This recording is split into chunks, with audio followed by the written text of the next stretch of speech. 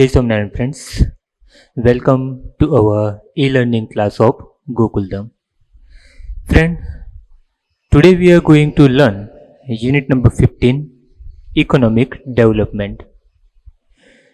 During lockdown period as well as before the lockdown period, you might have been heard one of the news related economy as like Indian economy will be collapse due to lockdown, यानी कि India की जो economy है वो economy lockdown के कारण collapse हो सकती है, यानी कि धराशायी हो सकती है.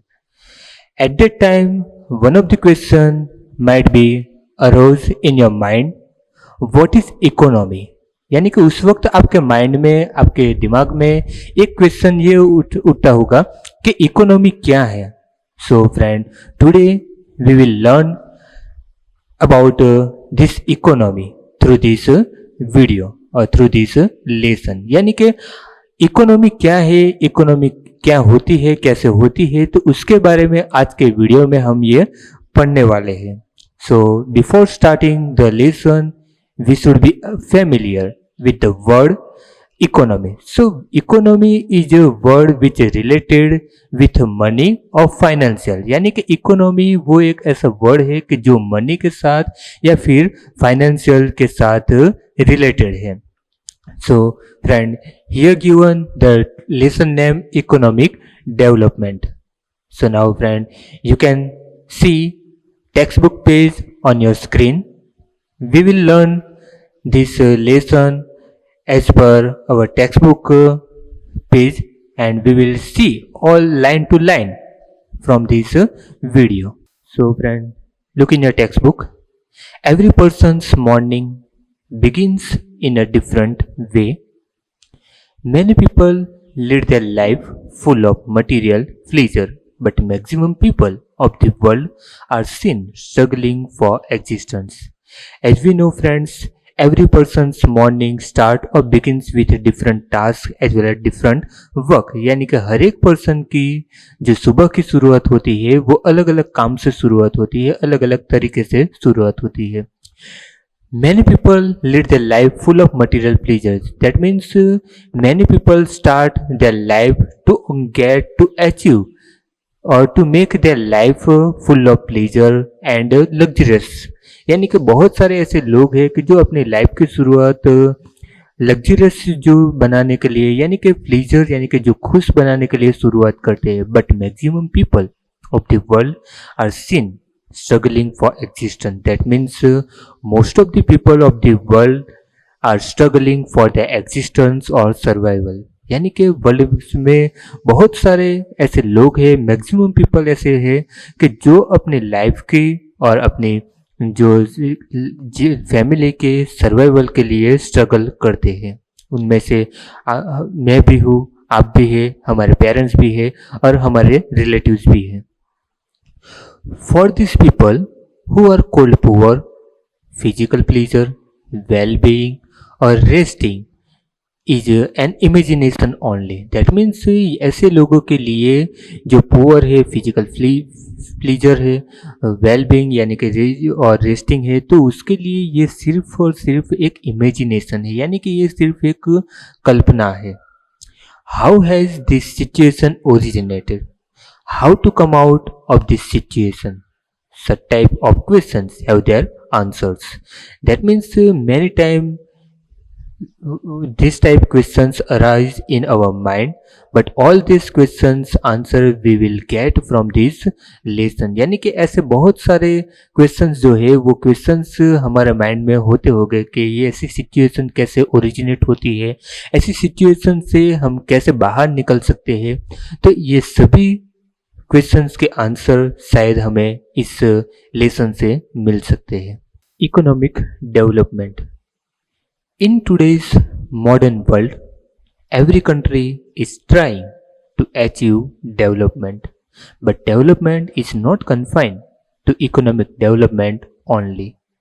That means each and every countries of the world are trying to achieve development. यानी कि वर्ल्ड में हर एक कंट्री डेवलपमेंट को अचीव करना चाहती है. but development is not confined to economic development only. So that means we cannot confine or judge development by only economic development, यानी कि डेवलपमेंट जो है वो डेवलपमेंट को हम सिर्फ इकोनॉमिक डेवलपमेंट से ही कन्फाइन या फिर उसके साथ ही बांध नहीं सकते, या उसके साथ ही हम उसका रिलेशन नहीं बता सकते। यानी कि डेवलपमेंट हुआ है तो उसका मतलब ये नहीं हुआ कि वहाँ पे जो सभी तरह से डेवलपमेंट होता है। It is a process of social change having many phases. That means economic development is one of the process which change our society. यानी कि इकोनॉमिक डेवलपमेंट जो है वो इकोनॉमिक डेवलपमेंट एक प्रोसेस है, एक प्रक्रिया है कि जो हमारी सोसाइटी में से जो लोग बिलोंग करते हैं, हमारी सोसाइटी के जो लोग हैं उसकी पूरी लाइफ को चेंज करना होता है। यानी कि उसके अलग अलग फेसेस भी है।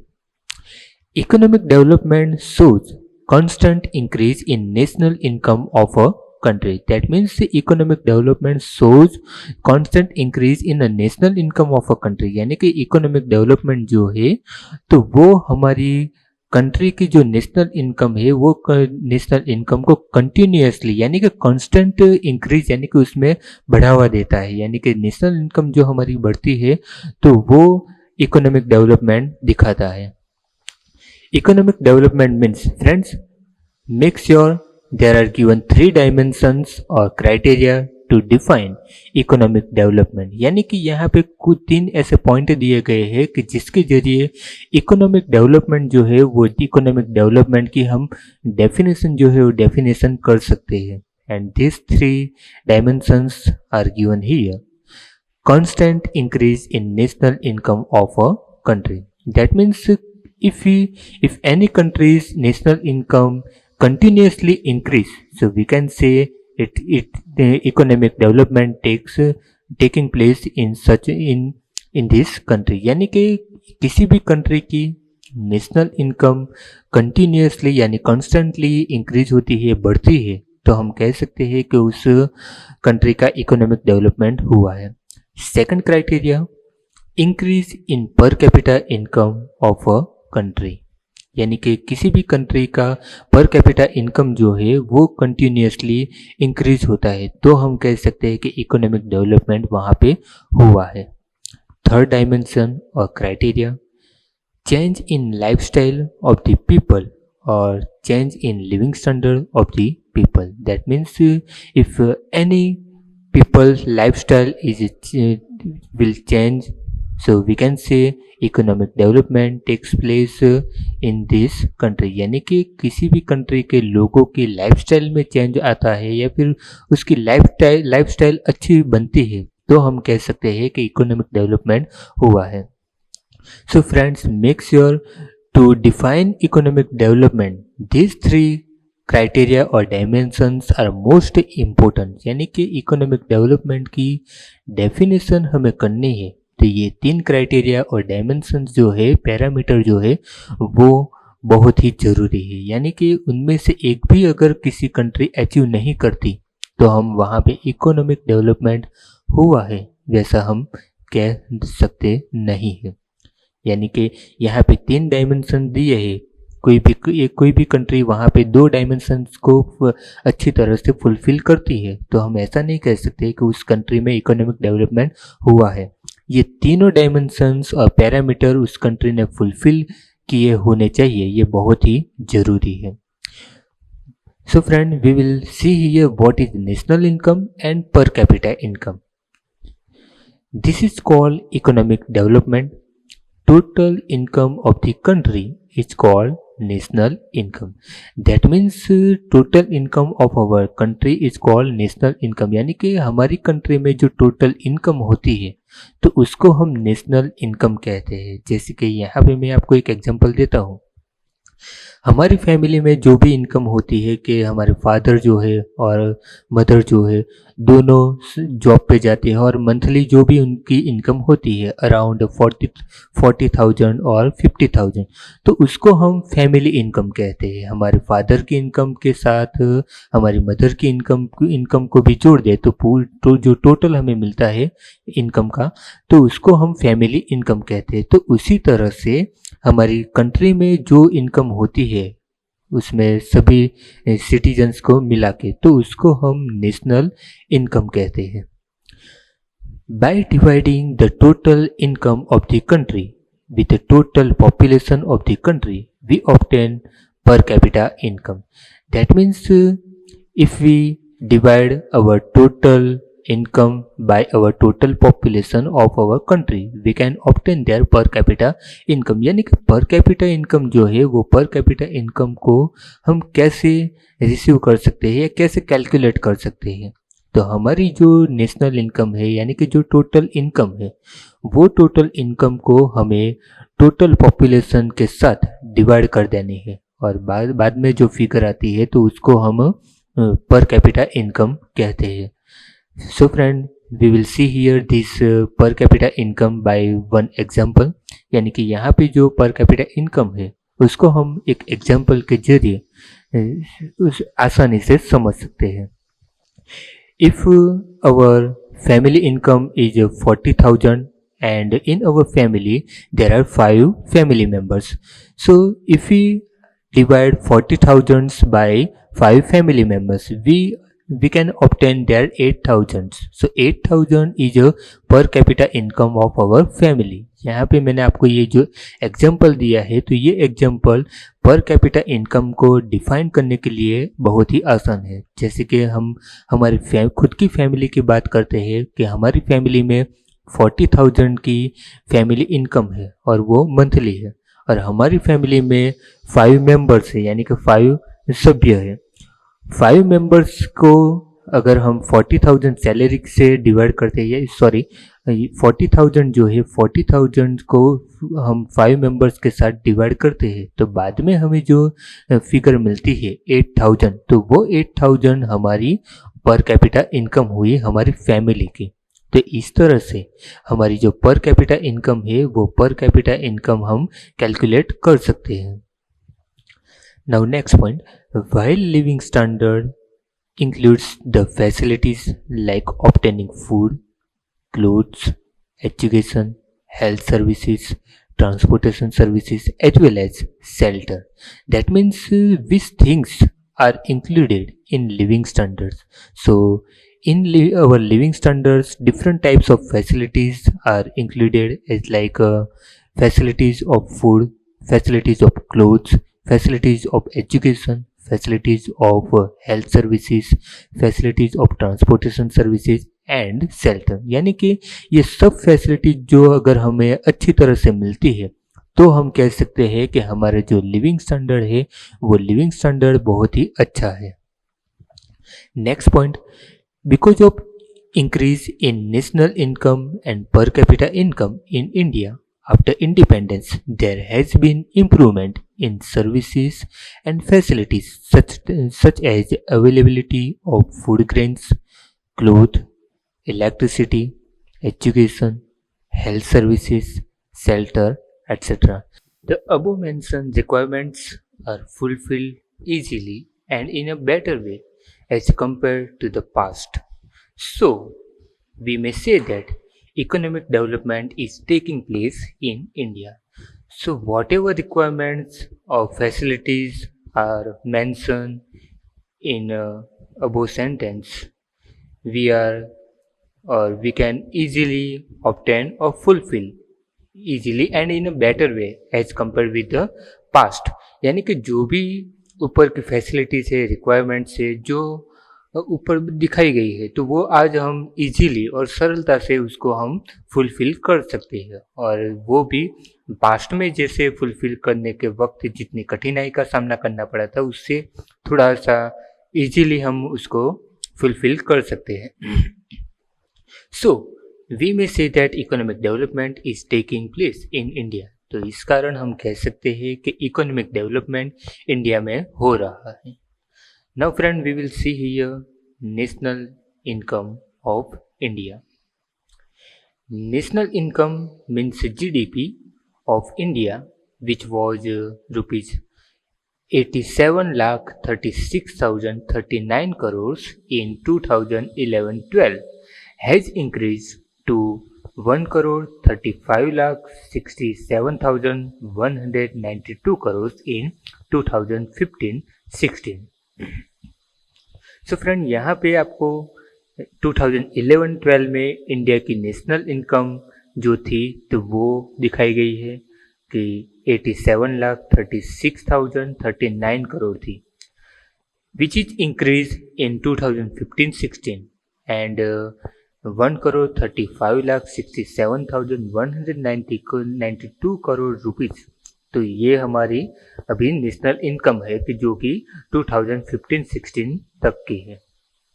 So friend, you can see here the difference between 2011-12 and 2015-16's national income. तो यहाँ पे फ्रेंड आपको 2011-12 और 2015-16 की जो नेशनल इनकम है उसका जो डिफरेंस है वो डिफरेंस आपको यहाँ पे दिखाई दिया होगा कि 2011-12 में जो थी हमारी नेशनल इनकम तो वो बढ़कर 2015-16 में 1,35,67,192 करोड़ हो गई थी। Now friend, we will see here difference between economic progress and economic development. In ordinary sense, economic progress as well as economic development, both the words show an increase.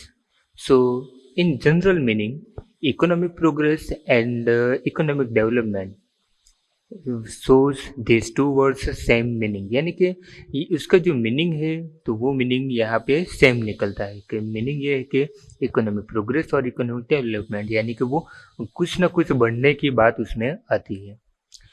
But there is a lot of difference between both of them. They are as follows.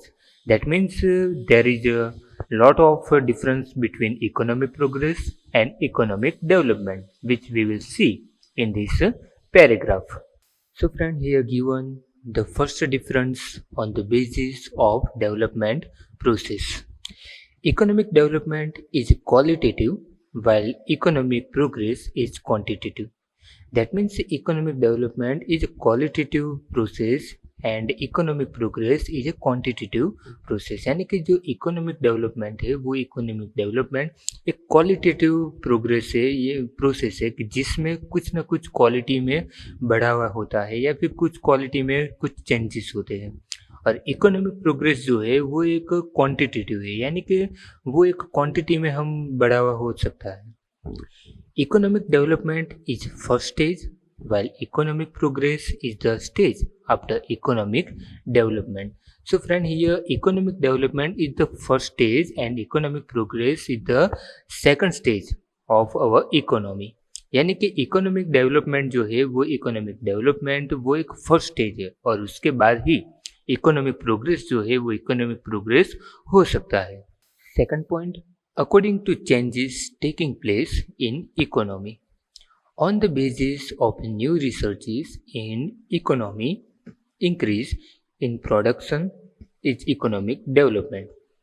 So, on the basis of new researches, the increase in production is considered as a economic development. यानी कि जो नए जो researches होते हैं economy में तो उसके हिसाब से जो प्रोडक्शन में अगर इंक्रीज होता है या फिर प्रोडक्शन बढ़ता है तो उसको हम इकोनॉमिक डेवलपमेंट की तरह हम देख सकते हैं. Because of research in hybrid seeds in agriculture sector, there has been manifold increase in agriculture production, and due to hybrid seeds in agriculture sector, there has been increase in the agriculture production. यानी कि जो hybrid seeds का research होने के कारण agriculture का जो production है वो प्रोडक्शन पहले से अभी ज़्यादा बढ़ गया है. दिस शोज इकोनॉमिक डेवलपमेंट, तो हम इकोनॉमिक डेवलपमेंट कह सकते हैं, क्योंकि यहाँ पे जो प्रोडक्शन है वो प्रोडक्शन बढ़ा हुआ है, यानी कि जो हाइब्रिड सीड्स के कारण एग्रीकल्चर प्रोडक्शन में जो बढ़ावा हुआ है कि जो पास्ट में नहीं होता था और अभी ये हुआ है, तो उसको हम इकोनॉमिक डेवलपमेंट कह सकते हैं। On the other side, when there is increase in agricultural production because of increase in agricultural land, it is called economic progress. So, in other side, due to increase in agricultural production, agricultural land is increase. So, we can consider it as a economic progress. यानी कि agriculture production की बढ़ावा होने के कारण या फिर agriculture production बढ़ने के कारण एग्रीकल्चरल लैंड में जो इंक्रीज हुआ है या फिर जो एग्रीकल्चर लैंड बढ़ी है, तो उसको हम इकोनॉमिक प्रोग्रेस कह सकते हैं। तो फ्रेंड, यहाँ पे हमने ये देखा कि इकोनॉमिक प्रोग्रेस और इकोनॉमिक डेवलपमेंट के जो उनकी जो चेंजेस है वो चेंजेस इकोनॉमी में कैसे होती है। Now friend, we will see here the third difference of economic progress and economic development. The third difference is given here in relation to developed and developing nations. Difference is seen in both of them in relation to developed and developing nations also. So friend, before learn this topic or point, we should be aware about developed nation and developing nation, यानी कि ये point को पढ़ने से पहले, समझने से पहले हमें ये मालूम होना चाहिए कि डेवलप्ड नेशन किसे कहा जाता है और डेवलपिंग नेशन किसे कहा जाता है। तो उसके लिए मैं आपको एक एग्जांपल देता हूँ। So America is a developed nation, यानी कि जो अमेरिका है वो अमेरिका एक डेवलप्ड नेशन है कि वो सभी तरह से डेवलप हुआ वो एक कंट्री है, तो उसको हम एक डेवलप्ड नेशन कह सकते हैं। While India is a developing nation और डेवलपिंग कंट्री, जबकि इंडिया वो एक डेवलपिंग नेशन है और ये एक देश है कि जो डेवलपिंग नेशन की तरह जाना जाता है। क्यों? क्योंकि इंडिया अभी भी डेवलपिंग कुछ ना कुछ कर रहा है, वो हर एक फील्ड में डेवलपिंग कर रहा है। तो ये दोनों के बीच में एक डिफरेंस है कि जो अमेरिका है तो वो एक डेवलप्ड नेशन है और हमारी जो इंडिया है तो वो इंडिया एक डेवलपिंग नेशन है। Now look in your textbook friend. Increase in national income of developed countries is called economic progress. So if national income is increase in developed countries, it's considered as economic progress। यानी कि जो भी developed countries है वो developed countries में national income बढ़ती है तो उसको हम इकोनॉमिक प्रोग्रेस कह सकते हैं।